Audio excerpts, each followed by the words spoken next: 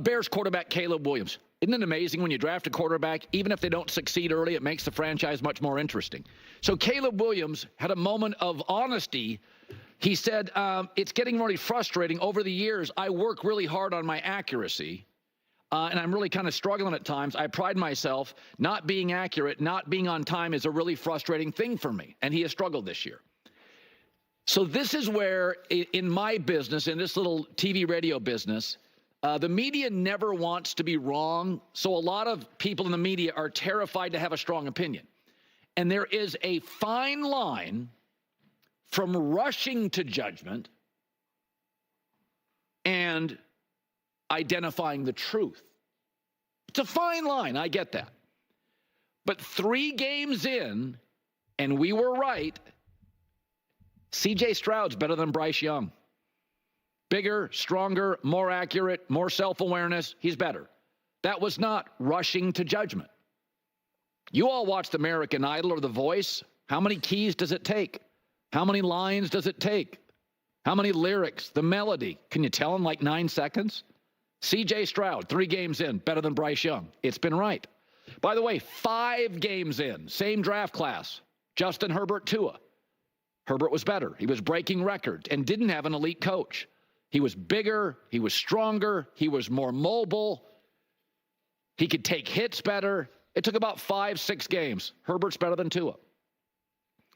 So when you look at Jayden Daniels and Caleb Williams, one of the things, I don't think this is rushing to judgment. I think this is identifying the truth, is that Jayden Daniels will be a more accurate thrower of the football. He was in college at LSU, 70%. He's at 71% now. Is Jayden Daniels is better at delivering the ball accurately.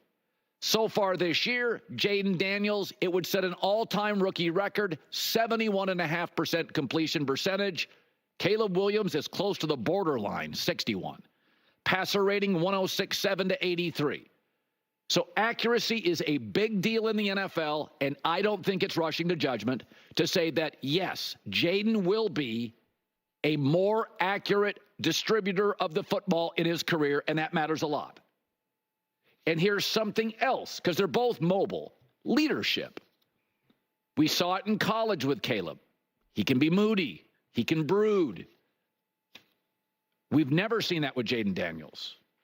At LSU, Arizona State, NFL camp season. Teammates love him. Coach love him. Players in the NFL privately calling their agents and telling them, I want to play for the Commanders. Meanwhile, Caleb, he and DJ Moore, what's the riff? He and his offensive coordinator, it's not ideal. I think in the leadership department right now, I think Caleb's really talented. But accuracy, I'm making a definitive opinion.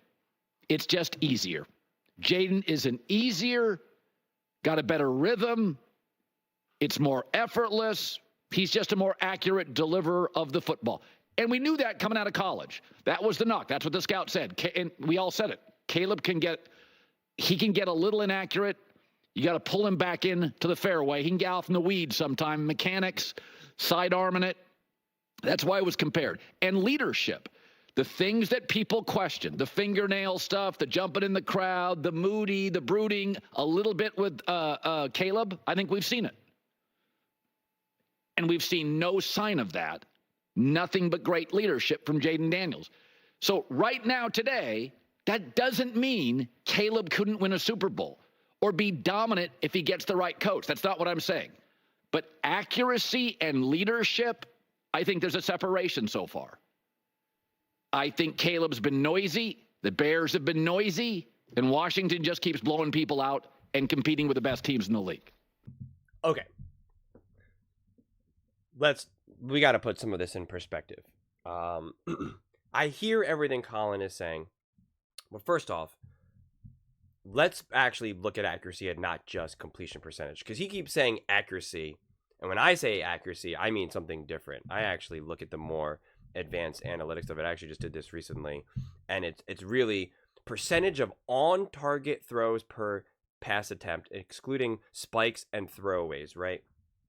Now, I don't know if that means also in terms of any drop passes or whatnot, but it's going to be more accurate than just pure completion percentage. And without a doubt, Jayden Daniels is up there, right? Without a doubt. And that's why you can't just say it has anything to do with weapons or O-line or this or that. It's how accurately are you delivering the ball? Is the ball catchable, right?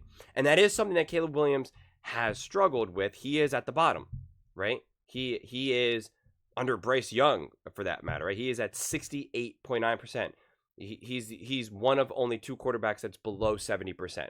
So that is undeniably a problem. That is without a doubt a very real thing that you can't necessarily blame coaching unless we're talking about mechanically, or unless he's constantly throwing the ball down the field all day, every day. And so, of course, you're going to be less accurately throwing nothing but 30-yard passes versus 5-10-yard passes. There is some confusion around Jayden Daniels. People believe that Jayden Daniels just throws short little dink and dunk passes. That's not true. Jayden Daniels, this is all going to be centered around Caleb Williams, honestly. But Jayden Daniels is wildly accurate and throws an absolute beautiful ball. We don't need statistics. We don't need to look at completion percentage. You just watch the film. His anticipation and timing is poetry in motion. It is. It's actually awesome to watch. It really, really is. And I get what Colin is saying, right? This whole idea of jumping to conclusions, right? Trying to be first versus saying, what is the truth? What is accurate?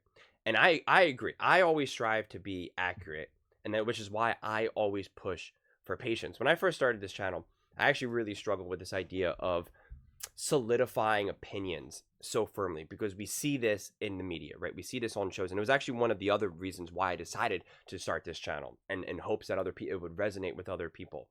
And I've talked about this a few times, because it's this idea that we have to have such clear, defined opinions, right? It is the Chicago Bears are going to win the Super Bowl. It's not the Chicago Bears can win the Super Bowl, right? It is Jayden Daniels is a better quarterback than Caleb Williams. It's not. Jayden Daniels is definitely playing better right now, but I don't know if that's going to continue, right? Like, they still think that is the way to present arguments. It's either left or right, up and down, black and white. And I remember one of my first moments when I really started to watch sports talk more consciously. It was actually with Stephen A. Smith, and it was like on First Take and all of this. And he was so confident that the Golden State Warriors were going to win the NBA Finals, and it was against the Cleveland Cavaliers. With LeBron James when he came back, he was so confident, and obviously he was wrong, right? Obviously, and then it was around when something else happened in that time. You do the math yourself. We're not talking about it here, and one side was very confident that something was going to happen, and it didn't. The exact opposite that, people are experiencing actually now at the same time. Very similar thing happened. And again, please, I ask you guys to not, just understand what I'm saying rather than having that discussion about things, because it's irrelevant. But the point that I'm trying to drive home is that the accuracy, the answers are in the middle somewhere. It's always trying to figure that stuff out and not being so firm really about any conclusion you draw, right? Any conclusion. Nick Wright, months ago at this point, went on the Herd when they do their Tuesday interviews and was like, I know, he goes, I think it's a cop-out if you play both sides of the argument, or if you don't make up your mind. And it's like, that's the reality of most moments. So jumping to this conclusion about Caleb Williams, I just don't think it's fair. I think it's obvious that Jayden Daniels is more comfortable and is playing better football right now. That can't be debated. You could be the biggest Caleb Williams fan in the world. You can come up with endless excuses or endless reasons why Jayden Daniels is having more success versus Caleb. And at the heart of it, it actually really doesn't matter. Because if you just look on film and you just see it, you can see Jayden Daniels is fundamentally more comfortable and is just playing higher quality football, even when everything's going wrong. If we just equalize and just say when plays are awful and the play call was awful and the defense is hounding Jayden versus Caleb, right? We try to equalize it. you can see that Jayden Daniels is more composed. He's making better decisions. He's having better moments, bigger moments, overcoming those moments more than Caleb Williams. But like, will that continue? There's no way to know. So trying to jump to that conclusion, to me, I think is unfair and not needed, right? Colin was so dead set on Jordan Love being this bad quarterback, right? It was the whole thing before Thanksgiving. He's like, it's done, it's over. He's a backup. And now last week or so, he came out and said that he thinks that Jordan Love is on Mahomes' level, right? So it's like opinions and views change all the time.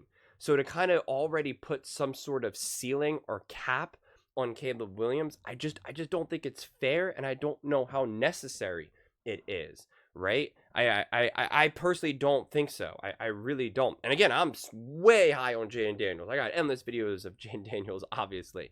And I'm also high on Caleb Williams. And I think it's been fun to kind of have this debate, to have this discussion, this back and forth. But it's almost kind of reached a level because of the success that Jayden Daniels is having right now, is that I almost rather just look at Caleb Williams now in isolation, right? Of who Caleb Williams is, what can he develop? Like bringing up things like painting his nails and this or that.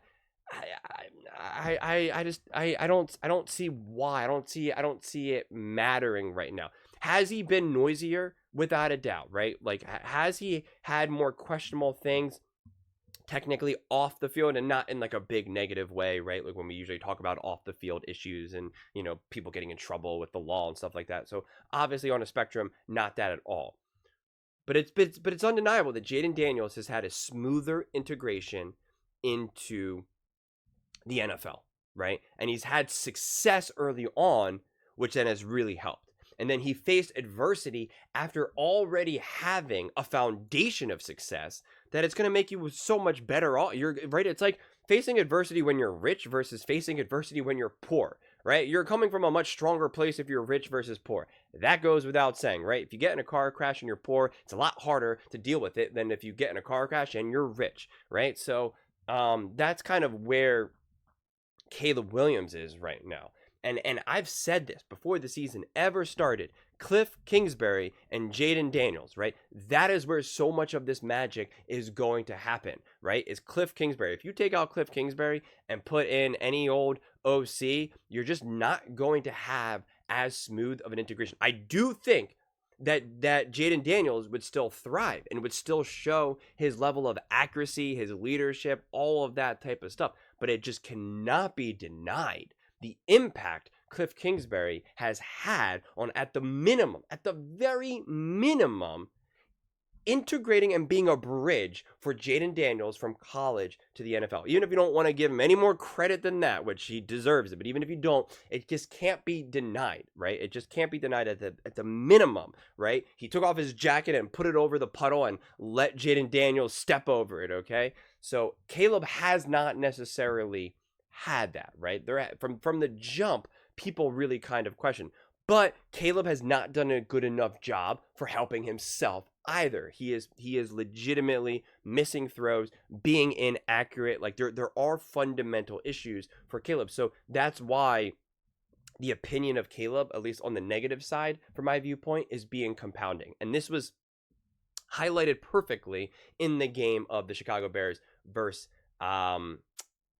the Washington Commanders, right? And I highlighted this when that game first unfolded, because you could see that the offense and Shane Waldron, for that matter, were not doing enough to support Caleb Williams, right? We're not getting him good, easy throws, right? Giving him time in the pocket.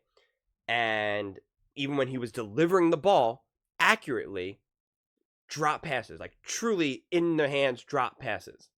And it's like, well, that's going to hurt.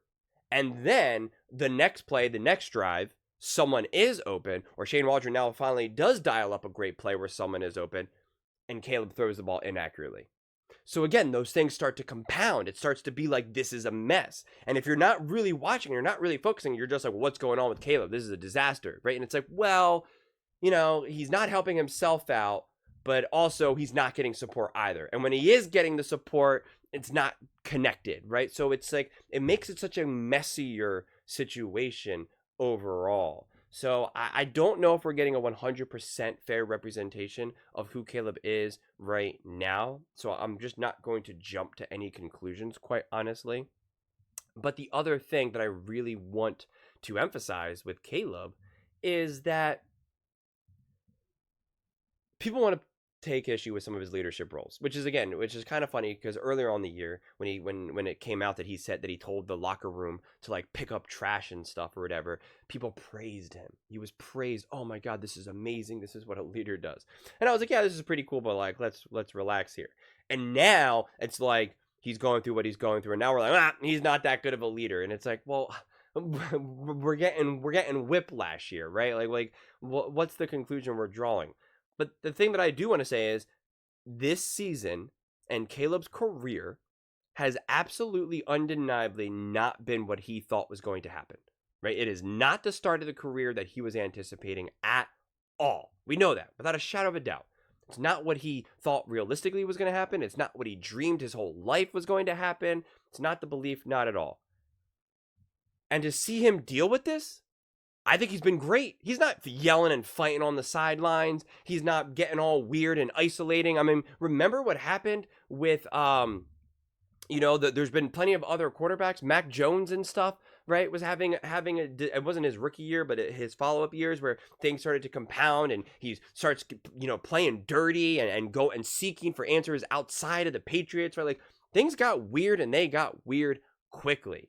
So the fact that Caleb Williams is really standing tall and taking all of this and still saying, 99.9% of the time the right things at the mic, I think he does deserve credit for that. I think he's been very mature. I think he has been a great leader, and I think he's handled this adversity very easily. It is tough to deal with this level of adversity and this level of humbleness, because I said Caleb Williams needs to be humbled, but I've said that about every quarterback. Mahomes, Jayden Daniels, Tom Brady, every single player in the NFL, every single person in the world needs to be humbled. They need to be punched in the face. It just what needs to happen. It's how you learn. It's how you grow. It's how you understand who you actually are, right? That is what Caleb Williams is experiencing right now, head on. And quite frankly, I think he's doing a pretty darn good job at it. You would have liked him to be able to maybe get like a little bit more momentum to kind of, again, build that foundation, get a little richer, so to speak, before he had to start dealing with car crashes. But that has not been his career so far. And the fact that he's been handling it pretty well, I think deserves to be talked about more so than bringing up, painting nails or accuracy or anything else like that. I think it's just he deserves some grace. But those are just my thoughts. I'd absolutely love to hear yours. What do you guys all think about Caleb Williams and the Chicago Bears?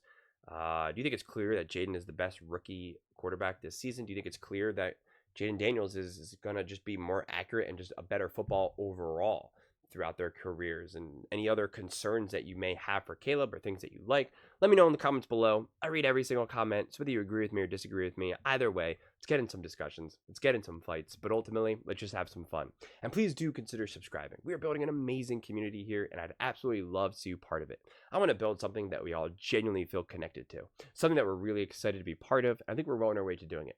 And please don't forget to give this video a thumbs up, as it really does help with the visibility and the algorithm. Thank you so much, and see you next time.